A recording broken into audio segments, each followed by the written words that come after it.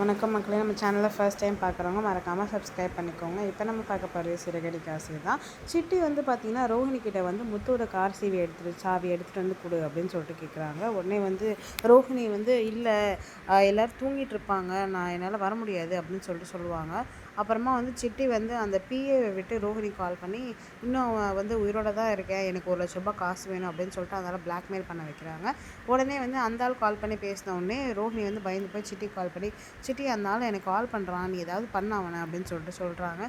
பண்ணுறேன், ஆனால் அதுக்கு எனக்கு என்ன செய்வீங்க அப்படின்னு சொன்னோடனே, என்ன பண்ணணும் அப்படின்னே, எனக்கு முத்துவோட கார் சாவி வேணும் அப்படின்றாங்க. சரி ஓகே அப்படின்னு சொல்லிட்டு எடுத்து கொடுக்குறாங்க சாவியை வந்து. சிட்டி வந்து பார்த்திங்கன்னா காரில் பிரேக் ஒயரை வந்து கட் பண்ணி விட்டுடுறாங்க. அடுத்த நாள் காலையில் வந்து எல்லாருமே வந்து வெளியில் போகலாம் அப்படின்னு சொல்லிட்டு பிளான் பண்ணுறாங்க.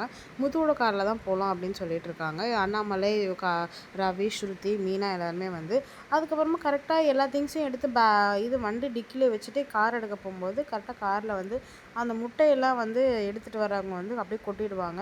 அப்புறமா ரவி, முத்து, மீனா எல்லாருமே வந்து காரை க்ளீன் பண்ணிகிட்ருப்பாங்க. சரிங்க, எனக்கு ரொம்ப லேட் ஆச்சு, நான் பூ கொடுக்க கிளம்புறேன் அப்படின்னு சொல்லிட்டு மீனா கிளம்பிடுவாங்க. ரவி அதே மாதிரி, ஆமாண்டா நானும் கிளம்புறேன், எனக்கும் ஆஃபீஸ்க்கு டைம் ஆச்சு அப்படின்னு சொல்லிட்டு கிளம்புறாங்க.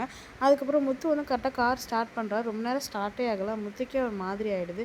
அப்புறமா கடைசியாக ஒரு வாட்டி ட்ரை பண்ணலாம் அப்படின்னு சொல்லிட்டு கார் ஸ்டார்ட் பண்ணுறாரு. பார்த்தா ஸ்டார்ட் ஆகிடுது. கொஞ்ச தூரம் போயிட்டே இருக்காரு. அங்கே வந்து பார்த்தீங்கன்னா கொஞ்ச நேரத்தில் பிரேக் பிடிக்கல அப்படிங்கிறத முத்து தெரிஞ்சுக்கிட்டாரு.